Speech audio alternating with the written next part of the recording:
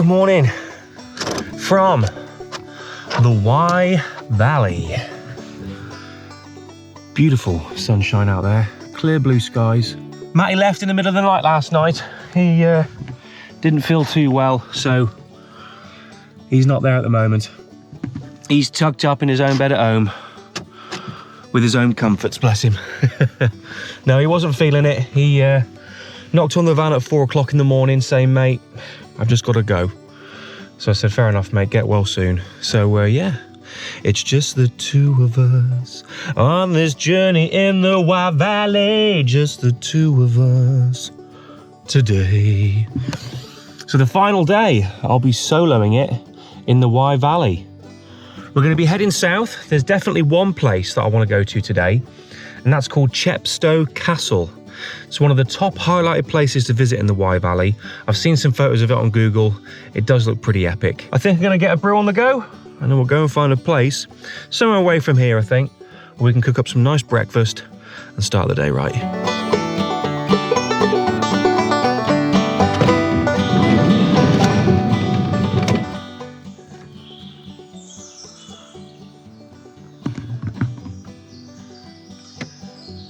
I know I look like a bear's arse, but that is a nice sound to wake up to.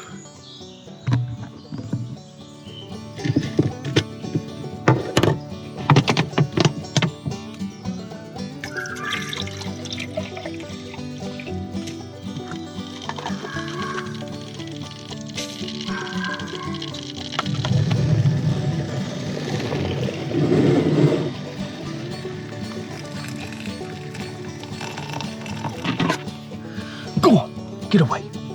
You bugger.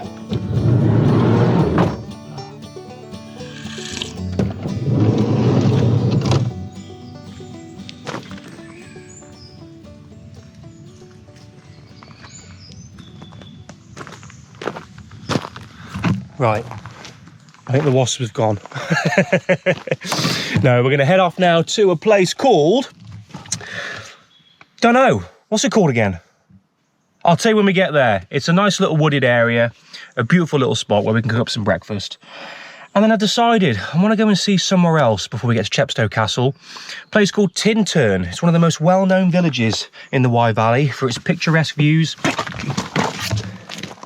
You, get away.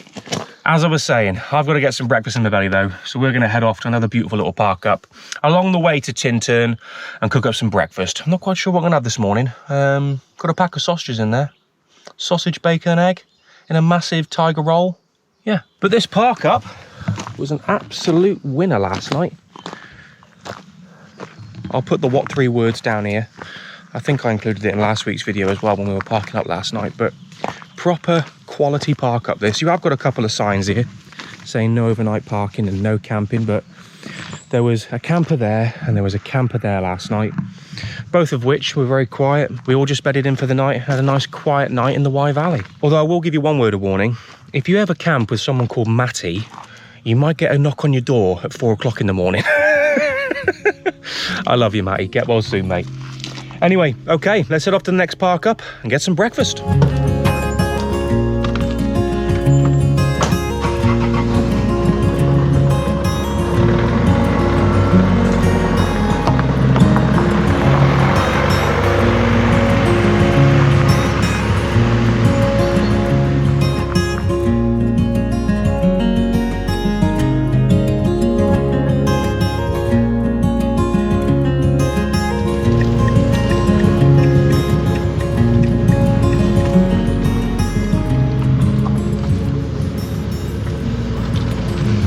Do for breakfast just nicely.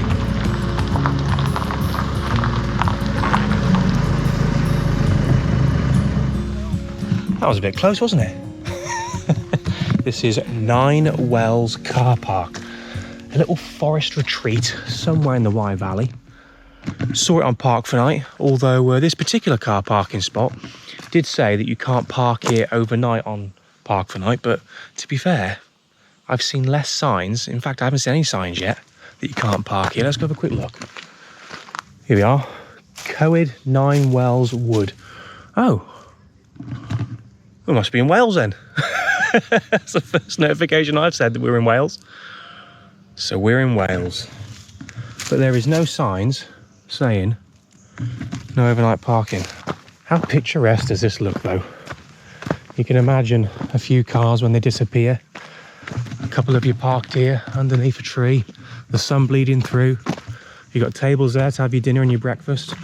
Yeah, I've seen no sign saying that you can't park here overnight. The only one that I did see was on Park for Night saying, do not park here overnight. You know, the ones with the yellow orangey tinge. But no, I'd park here, no problem. Oh yeah, and by the way, this drawer was flapping around all the way here. Of course it was, because numbnuts here forgot to bloody close it. If you're ever going to do any cooking in a van, a car, whatever vehicle you're going in, bring some gloves with you. Unless you've got facility to be able to wash your hands quickly, easily, simply, make sure you've got gloves. Otherwise, you're going to have loads of bacteria from raw meat all over the place. You can get a bottle of water and wash your hands, etc. But with how often you're going to need to do it, it's just going to annoy you. Poke a couple holes. There we go.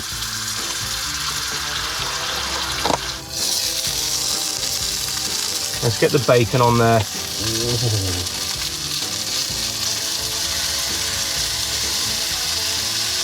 The rest of that streaky bacon.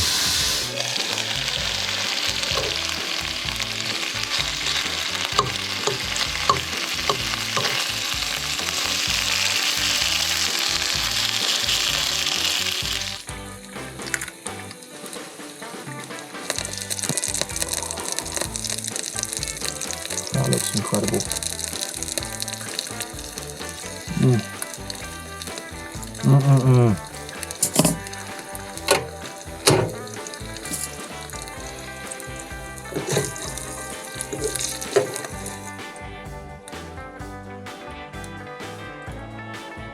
Look at that. Now that's what you call breakfast.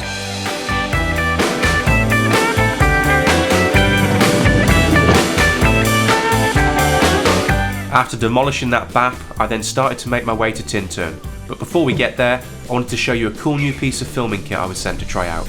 Brand new HOVERAir X1. This is trying to fill a very unique gap in the market that I think most drone manufacturers have severely overlooked. Now you know that I'm a proud owner of a DJI Mini 2. Is this going to replace that? No, it's not. That's going to continue to go on every journey with me to get the cinematic shots. The difference with this drone, the HOVERAir X1, is that this drone solely focuses on you. It's not designed to get cinematic shots of the landscape, to get some treetops in the far distance. It's designed to focus on you and basically be an invisible cameraman. Now, if you haven't already noticed by the wind on the mic, it's quite a windy day today. Now, this isn't designed to be in high wind, but I thought let's give it a good test and see if it can handle it. It weighs less than half of what the Mini 2 does. I think it's 125 grams, so that's half the legal limit as well of 250 grams. So you can take this and fly this more or less anywhere. I don't need my phone on me, although I will show you a little cool feature later on which requires the phone. But I'm simply going to be using the little features on top there. I've got an on-off button, which is right there. Hopefully you can still see that. And the one above that cycles through the different modes. I've never turned this on before, so it's going to be quite interesting to see how this works straight out of the box. So the HOVERAir X1 has a multitude of smart flight features, but the two I'm most excited about are the follow and dolly settings, basically enabling me to have my very own cameraman in my back pocket. Although it was windy, both settings worked flawlessly, but the icing on the cake is how the drone is able to eliminate the buzz from the propellers while recording audio on your phone. Here's a sample.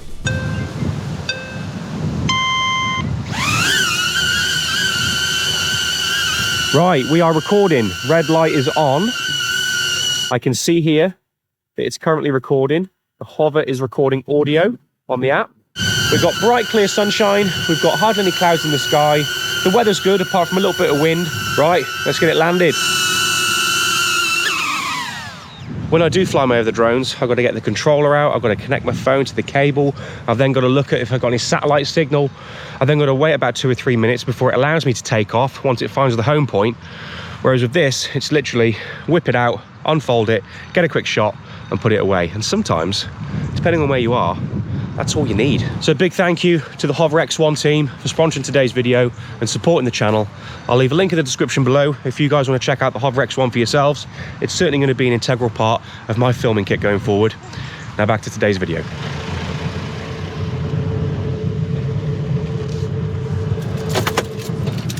Here we are, Tintern. Although the car park isn't very picturesque, I do apologise.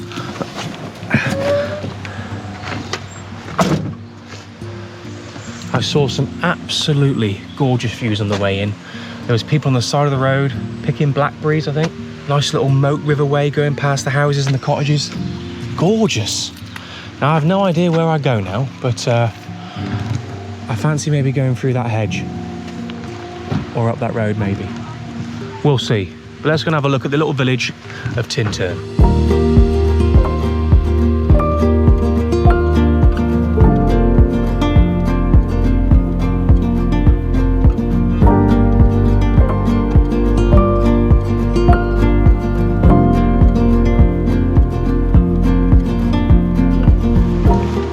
Alrighty, I'm strapped up, I'm ready.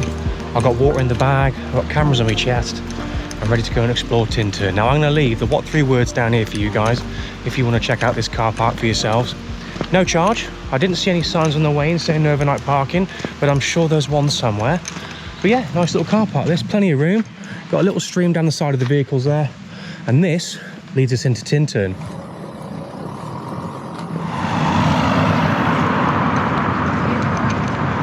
Well, I couldn't resist. I can't walk past the shop that's advertising ice cream. I don't think there's much chance of me getting a scone today and some cream, so I think we're just going to go for an ice cream. Hi. Hello, you okay? Good, thank you. What flavours have we got on offer today? Welsh cake? Oh, it's delicious. What's that then? What's that all about? Have you had a Welsh cake? Never had a Welsh Oh, cake. really? It's predominant flavour is cinnamon. Okay.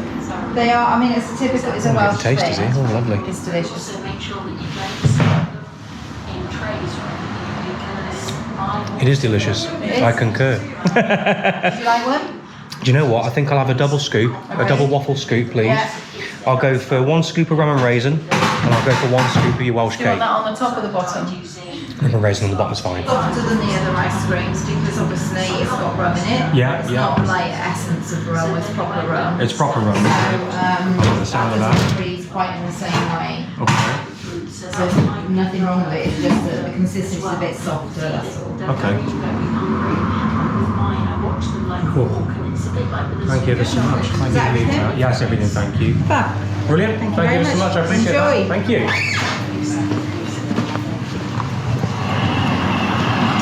Has anyone tried a Welsh cake, or in particular, Welsh cake ice cream? I have. The perfect accompaniment to this walk as we walk down Tintern towards the Abbey. I'm not really quite sure what else is in Tintern really. They've got a village hall, a play park, a couple of people playing football, but I think this is about it really. Do people come here on holiday? I think you might get bored quick, but it's beautifully quintessentially English. But I don't know if I'd come here for a week. I think I'd be travelling around trying to escape after a few days, but there's the Abbey in the distance. Hopefully it's open. We can have a look round.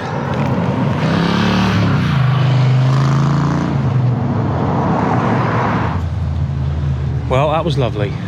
Let's go and see how much they're going to charge me to go and have a look around this Abbey, shall we? It looks like you can go in. When does this date from?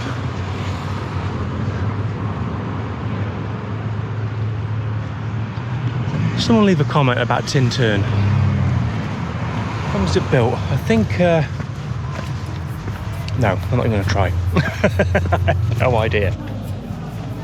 Well, I'm here. Adults, £8.70. Well, from what I've seen over the wall, I think I've probably seen about £5.60's worth already for free. So I think we'll skip the entrance fee. I'll try and zoom in on a couple more shots with the drone and then show you guys inside. But I'd love to know a bit more info about Tintern Abbey. If you've got any info, let me know below. A lot of camper vans here though, you know. Nice.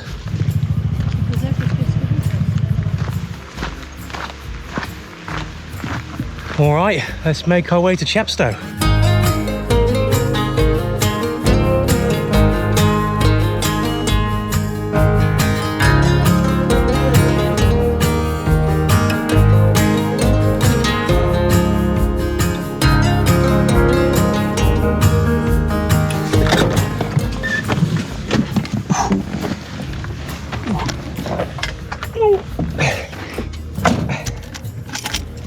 And that, ladies and gentlemen, is the main benefit of having a short wheelbase van. Well, I've just been up to the entrance. It's nearly a tenner to get in there as well. So I'm not going to pay that entrance fee. I got a few drone shots. They're good enough. I've also had a better offer for tonight's dinner. The wife just messaged me saying, do you fancy a curry tonight? So, you know I love you guys, and you know I'd love to spend dinner with you, but I've got a better offer on the table. Thank you ever so much for watching this video. We've seen some beautiful park-ups in the Wye Valley, cooked up a beautiful breakfast, had a little explore of Tintern, and was able to get some beautiful drone shots of Tintern Abbey and Chepstow Castle. When this video finally gets released, I'll have already been to the Adventure Overland and Camper Van show, so if I met you there, it was great to meet you. I'll see you next time. Truth be told, I had to make a choice. Leave Chepstow now and get back in time to put my son to bed and have a curry with the wife, or stick around, lose a tenner, and show you a little bit of the inside of Chepstow Castle. It was an obvious decision. I did, however, manage to get some beautiful shots of where the River Severn meets the Bristol Channel, and the way home took me over the Severn Bridge, the perfect ending to a great trip. I'll see you next time.